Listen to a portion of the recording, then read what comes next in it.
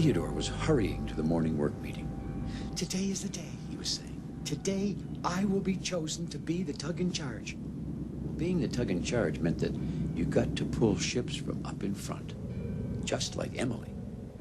You led the way and gave orders. It was one of the most important jobs to have in the whole harbor. Now, Theodore was just passing Bedford Buoy, so he decided to practice asking the dispatcher if he could be the tug. "Pardon me, Mr. Dispatcher, sir, but I was just wondering." "No." "I was thinking." "No." "I would like to be." "Yes, that's better." "Pardon me, Mr. Dispatcher, but today I would like to be the tug in charge." "I would like to be the tug in charge today, Mr. Dispatcher." The dispatcher was just starting the work meeting when Theodore arrived. "Tugboats," said the dispatcher. "We only have one ship arriving later today, and I will need a tug in charge. Now, who do we have?" The dispatcher looked around at the tugs. Theodore was about to say something when George gave a loud blast of his whistle. "George," said the dispatcher. "Ah, yes, George. You will..." "Excuse me," interrupted Theodore. "Yes, Theodore," said the dispatcher. "What is it?" Theodore swallowed the big lump in his throat. The dispatcher was waiting. Pardon me, Mr. Thinking, but I was just dispatching..." began Theodore. I mean, excuse me, Mr. Tug in Charge, but today I would like to be the dispatcher." "Today you would like to be me?" said the dispatcher, who was most surprised. No, said Theodore, who was getting kind of muddled. I would like to be... I was wondering if I mean, do you think I could be the tug in charge?" There, he had said it. "Okay, Theodore," said the dispatcher. "Oh, that's okay," sighed Theodore, putting on a brave face. "Maybe some other time." "Theodore," called Hank, "the dispatcher said you could be the tug in charge." "He could," said Theodore. I am." Theodore let out a joyful blast of his whistle. "Thank you, Mr. Dispatcher," he said. "I won't let you down. No, sir. I'll get right on it right away."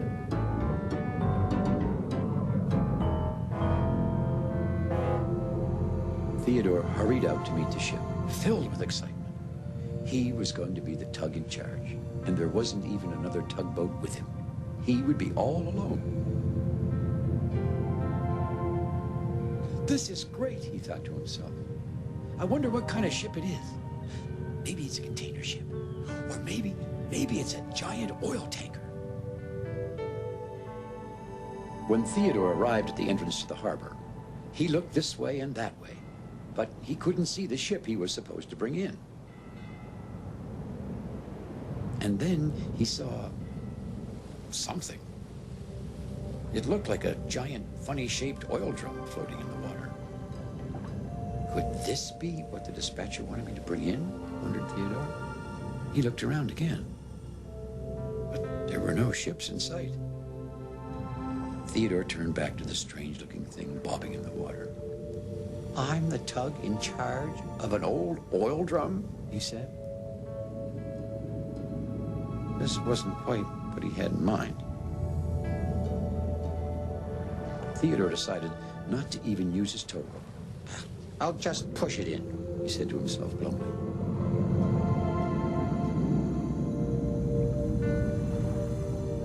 Theodore gave a gentle push. The thing wouldn't budge. "Now, that's funny," Theodore thought to himself. "It's just a little thing floating in the water. I should be able to push it." Theodore turned his engine up and gave his mightiest shove. Well, the thing turned a little, like a slippery bar of soap, and Theodore went sliding right past it. "There's something funny here," thought Theodore. "That little thing is heavier than it looks. I'll have to use my tow rope." Theodore kept wondering about the strange floating thing. There was just no place to tie his tow rope. And that's when Theodore began to worry. "Maybe I can't bring it in," he thought to himself. Theodore felt like giving up, but suddenly he had an idea.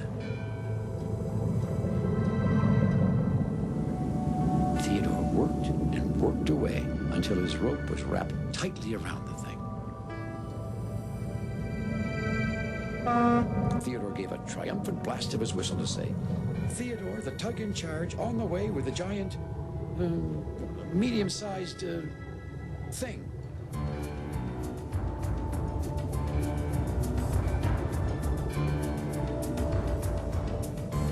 Theodore made his way into the big harbor with the strange thing. It was slow going, because as small as the thing was, it was still tough tugging. Theodore gave another blast with his whistle, just to let the others know the tug in charge was coming. And suddenly, the weirdest, wildest, most awful thing began to happen. The water around Theodore began swirling and whirling, like someone had pulled a plug in a giant bathtub. Only the water wasn't going down. It was something coming up right under Theodore. And it was pushing Theodore up right along with it. Well, the other tugs turned to watch in amazement, and so did the dispatcher. "Whoa!" shouted Theodore. "The harbor is moving. I mean, I'm moving. Or something is moving. Whoa!" Then Theodore realized the strange thing was rising up out of the water, and it seemed there was a lot more of it than met the eye. In fact, it wasn't an oil drum at all. Far from it. It was actually a submarine. Northumberland submarine. Now everyone in the harbor was staring at Theodore.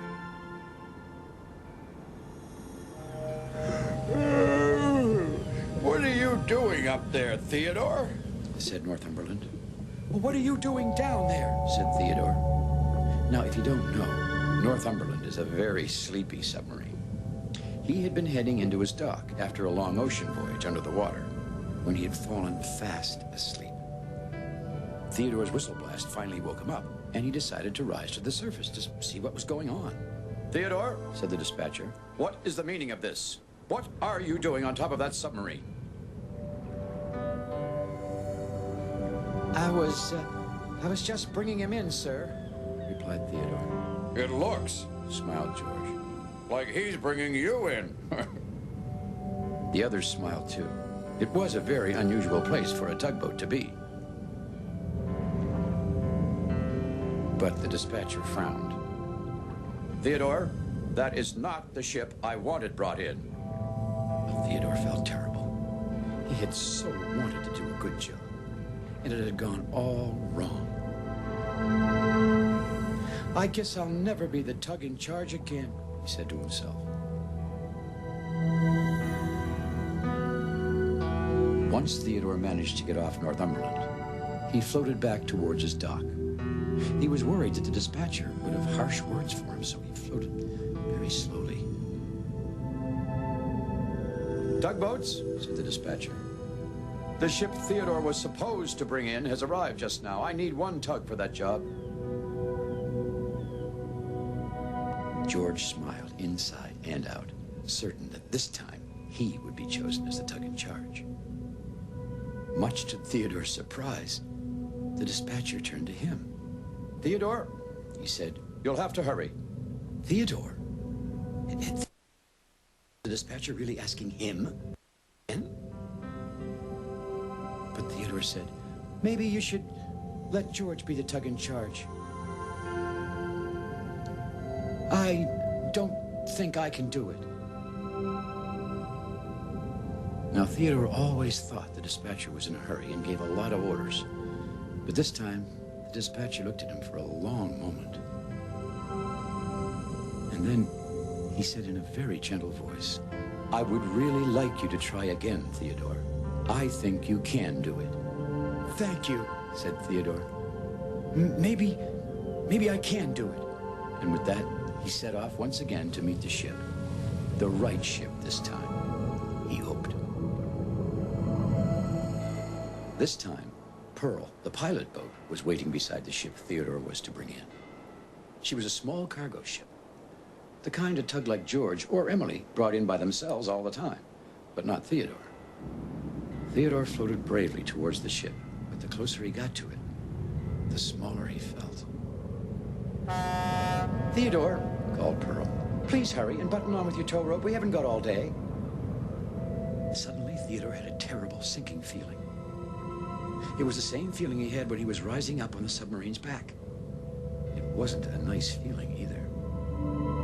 It was the kind of feeling that said, I can't do it. Theodore, Pearl called again. But Theodore was already turning to go. I can't do it, he said. I can't be the tug in charge. Theodore was worried he would fail again, just like the last time. And then a voice called out to him. I think you can do it. It was Bedford Bowie. Now, marker buoys hardly ever speak unless they have something very important to say. You did move that submarine, said Bedford, even though you thought you couldn't at first. I think you can move this ship. Should he? Could he? Maybe. Just maybe. Theodore slowly turned toward the cargo ship.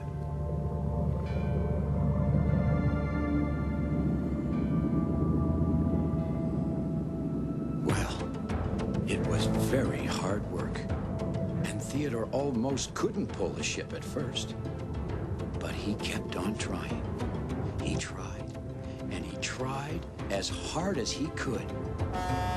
It's moving, called Pearl. Theodore whistled happily to Pearl and continued all the way into the big harbor, pulling the cargo ship. Good job, Theodore, called Pearl. We're almost there. I did it, said Theodore. I am the tug in charge. Yes, it was hard work. But do you want to know a little secret?